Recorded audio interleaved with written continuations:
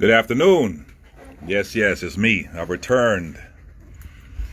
Just like a bad house guest. All right.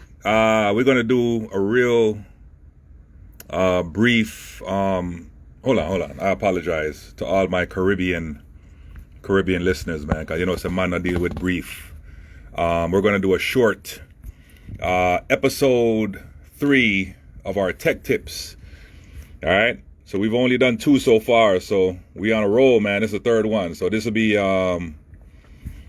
tech tip episode 3 or tree, depending on where you were raised and your background, your cultural heritage, all that good stuff. All right, and live in the studio today, we got a special guest, man. We got a Wasi Amplifier hanging out with us today. Say hello and introduce yourself to the family. Hi, my name is Wasi W15K, and I'm a bad mofo. You don't know? All right, thank you for that introduction. All right, so enough of the foolishness. Let's get on to some quick technical stuff, right? I get hit up a lot of times by a lot of people that ask me why an amplifier sounds different, why an amplifier plays differently. We're not going to go into anything real deep and technical, but we're going to discuss 2 things that are real critical to an amplifier, right? The amplifier, inside the circuit of an amplifier, it consists of, quite a few discrete components. I'm going to list the 2 main or the most important first. That's the transistors. And the second one is capacitors. I'm trying to look through the phone and write at the same time, and sometimes I can't chew gum and walk at the same time, so you got to excuse me. All right, you got transistors and capacitors, right? There's a lot more going on inside an amplifier, aside from just transistors and capacitors. You got other things like diodes. You have transformers. What else? You have inductors. There's a couple other things. You got optical isolators. There's a whole lot of other things that are inside of a circuit that comprises an amplifier. But a lot of that is I'm not going to say it's not important, but the most critical and what we're going to be talking about today is the transistors and the capacitors. Those are critical. All right, real quick, we're going to run through this kind of fast, so just kind of stay with me. In the modern amplifiers that you have today, these are Class D amplifiers. They utilize MOSFETs and IGBTs. So let's just start with the transistors. Right? So you got the transistors. You got a IGBT. These are the most common used in Class D amplifiers, right? The IGBT, I'm going to write it vertically, and that stands for isolated gate bipolar transistor. So isolated gate bipolar transistor. And for my technician friends and family out there, some of this information might be kind of helpful, because sometimes you work on these things and you just order it based on a part number, but you don't know exactly what it is. So that's the first type of transistor that's typically used in these digital Class D amplifiers. Then the other one is the subset of that. You could also use a MOSFET, and writing that vertically, that stands for metal. Well, yes, you like that. Metal oxide. Hold on 1 second there. I thought I heard somebody come in. Okay, semiconductor.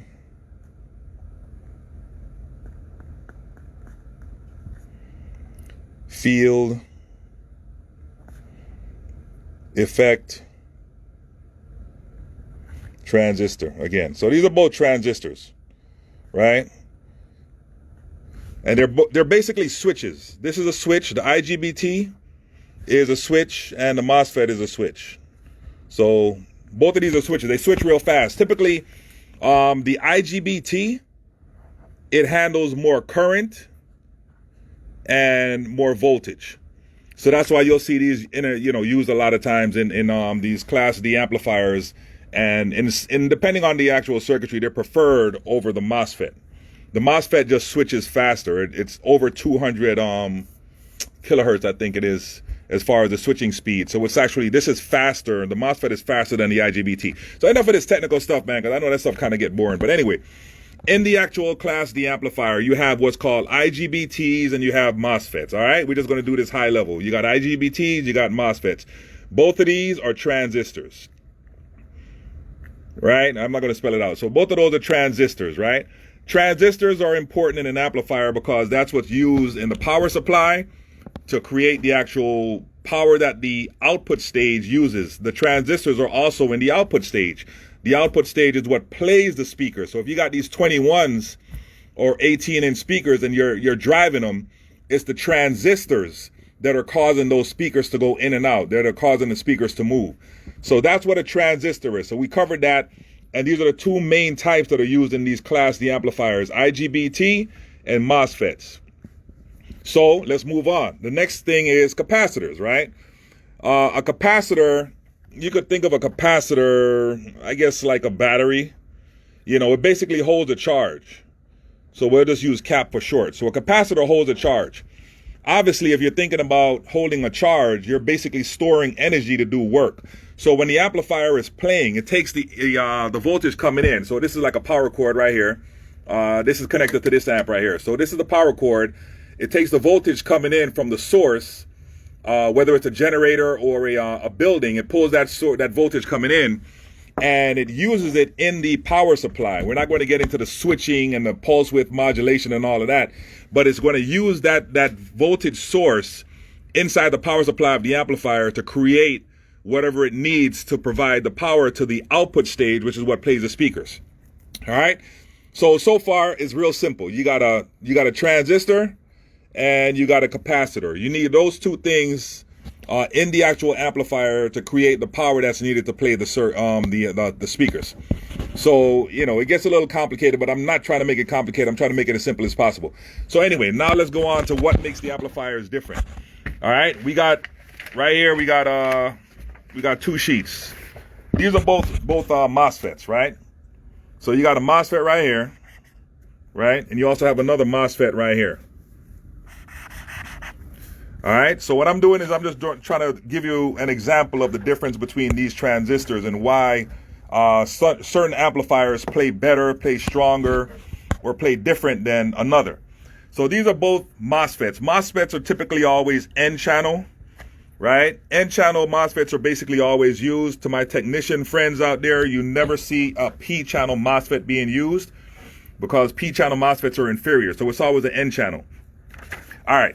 So this is the model number or the actual part number of this particular MOSFET, right? These are the specs. If you look right here, you can see it handles 500 volts and 25 amps. These are the most critical points. There's also a lot of things involved in the tech sheet, but we're not going to get into all of that stuff. But these are the most critical points. 500 volts, 25 amps, right? It's an N-channel MOSFET. Now, this is another MOSFET. And it's also another N-channel MOSFET. The difference between this MOSFET is this MOSFET handles 500 volts, but look at the amplifier. I mean, not the amplifier, the current difference. This one handles 45 amps. So this MOSFET handles way more amperage than this one. This one handles 25 amps. This one handles 45 amps. Both of these MOSFETs can be used in the same circuit or similar circuit of an amplifier, right?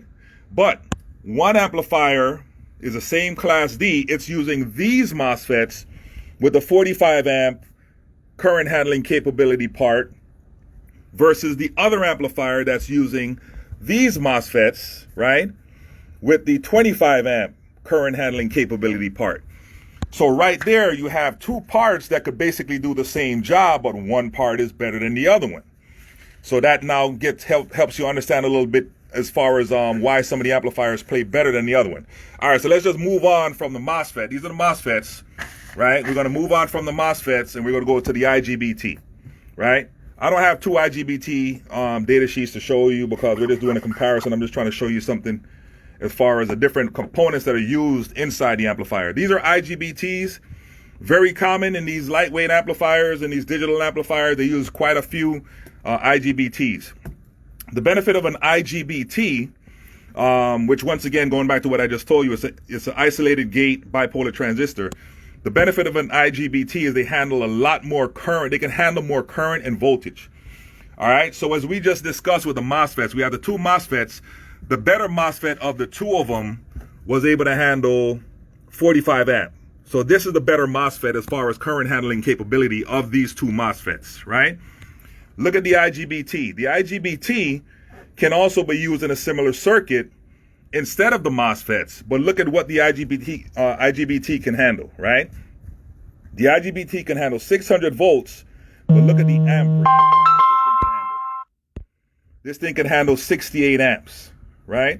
So that's why the IGBTs are typically employed in a lot of these lightweight Class D amplifiers because of its capabilities to handle high voltage and high current. And you need a lot of current and voltage from these Class D amplifiers to play the speakers and, you know, provide the power that you need, right? So those are two things that you got to consider when you're looking at an amplifier. Sometimes it looks similar from the outside. They're both one rack space. They have similar specs on paper. But for some weird reason, man, whenever you hook them up side by side and play them, and you start really dragging them down, like put them on 21s or playing them into 2 ohms, one amp is beating the hell out of the other amp. And you're like, damn, why in the world does this one play so much harder than the other one? That's one of the main reasons, right? You're using IGBTs in the circuit in different locations versus the MOSFETs. And even with the MOSFETs, you have different styles of MOSFETs. And one MOSFET may be better than the other one. The difference why some of these amplifiers won't use certain components is because they're much more expensive. It's like buying a lower grade part for maybe, you know, $5 versus the other part is going to cost you $18. So, you know, it's a financial decision as well. When you're making an amplifier, you could either make it high end and use the best parts, but it's going to make a difference in the overall cost of the consumer. So sometimes they use a lower cost part. All right. So that's the transistors. So like moving right along. Hold on. I actually got, let me see. I think I got the ones that we just discussed on the data sheet. I actually have them because, you know, I'm in here doing my Frankenstein stuff, man. I be chaining stuff up. All right. So this is the two MOSFETs that we were just talking about. All right. That's the part number for this one. I could actually put it on here real quick. Let me show you. Just bear with me. I'm going to actually let you see the part number on the part itself. All right, 1 second. Put this under here. So see under the microscope, you can actually see the part. It's FDH45N50F, right? And that's the one that I was just talking about. FDH45N50F. Not to give any trade secrets away, but this transistor is what's used in PowerSoft amplifiers in the output stage.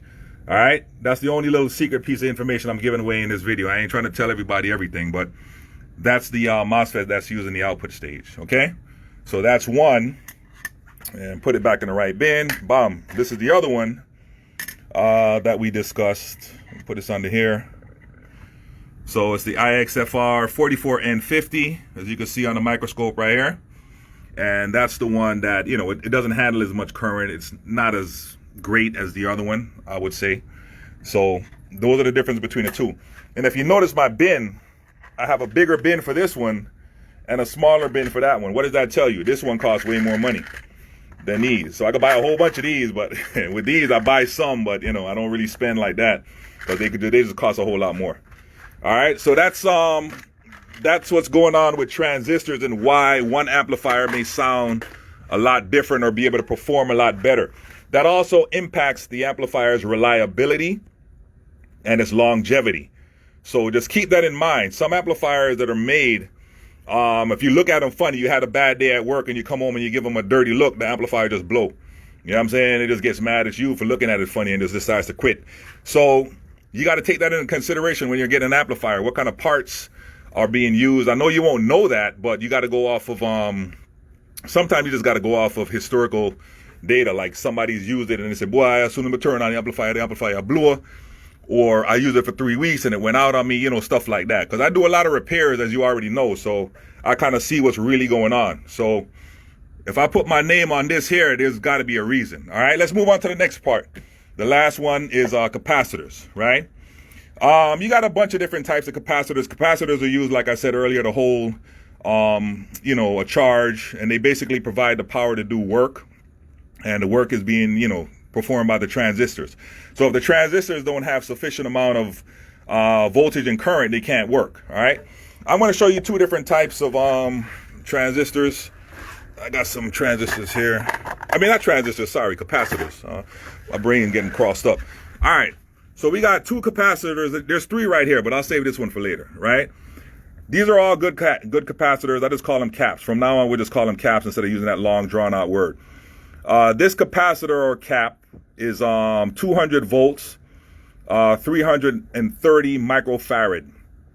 For the most part, you'll see microfarad caps in any kind of power supply or, you know, output stage. You know, I mean, it's the word farad comes from a guy named Michael Faraday. So his last name was Faraday. So they use farad to, you know, quantify the unit of measure for a capacitor. All right, just a little, I guess a little side note, a little piece of information.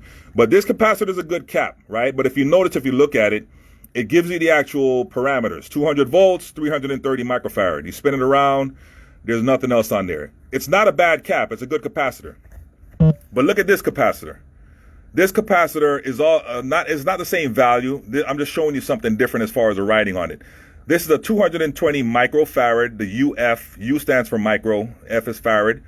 220 microfarad, 250 volt capacitor. The difference in this one is, if you look at it, you see what it says below the actual spec? It says for audio. These capacitors tend to have different electrolytic content, different separating material inside of it that makes them a lot more quiet. They don't induce hum. Their ripple is pretty much non-existent in some cases. In other words, what I'm trying to say is this capacitor is a much better capacitor because it's designed to be used in amplifiers and audio circuitry, right? So these two capacitors, you could order the caps or use the caps and it'll still work, right? I'm not saying that these are the same values because they're not, but I'm just using this as an example. Each cap will still work in the circuit, right? But once again, one amplifier, the one that's using the one that says for audio, it just sounds better. It plays cleaner and it lasts a lot longer for some reason. That's what the thing, you know, that's the thing that a lot of people say, well, I don't understand. It's just something different about this amplifier. It just sounds better or it plays better. Don't mind my dirty fingers, man. I've been scratching them up on these electronic parts, and then when it rips, they just leave all kind of lines on my fingers. So anyway, I'm not dirty and I'm gonna keep my hand them clean. All right, but anyway, moving right along, right? So the amplifier, you're like, man, this amplifier may sound a lot better, it plays cleaner or whatever, and it plays heavier, but you don't know why. That's the reason. One of the reasons is the capacitors. Some amplifier manufacturers, they use better capacitors in there, right? And I'm not saying that it has to come from the manufacturer that way, because if you do this kind of work and you know what you're doing, you could change the capacitors, you could change the transistors, and make boards that are different to make them sound better and perform better and have more longevity. You know what I'm saying?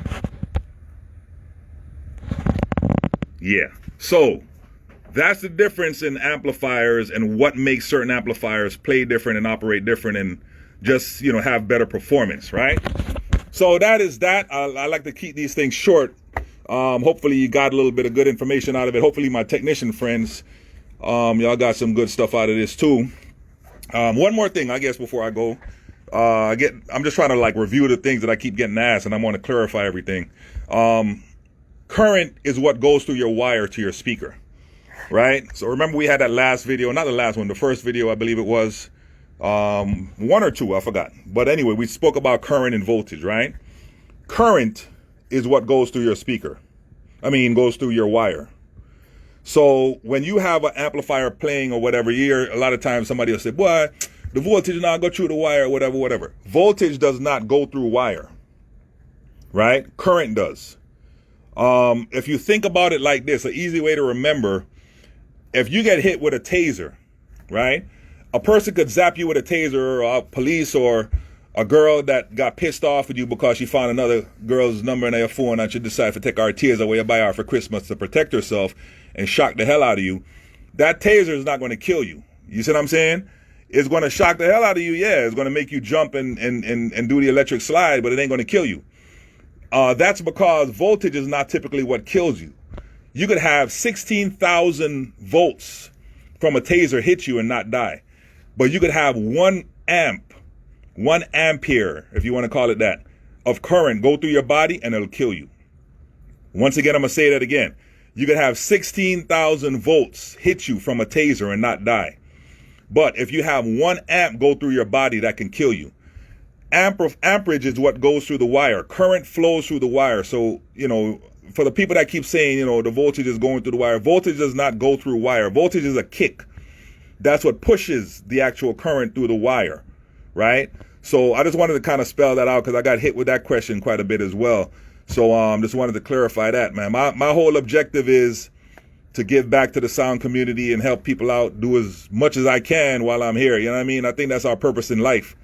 We got to be on this earth for a reason. So any information that I have, any information I could pass along, man, I gladly and freely do it. Sometimes I get criticism from people. Boy, you don't need to tell them people, yeah, them sitting here, brother. Make them go find out for themselves. And you know what I'm saying? You'll be surprised at the stuff that I hear, man. So, but like I said, I don't have any problem doing it. I love doing it. I love sharing with the sound community. I like to uplift and stay positive. I don't like that negativity. You see what I'm saying? So when I come on here, I try to do as much as I can to, give you any little bit of information that I got. I'm not saying that I'm the smartest person or I know everything. I just try to do what I can to help out as much as I possibly can. You see what I'm saying?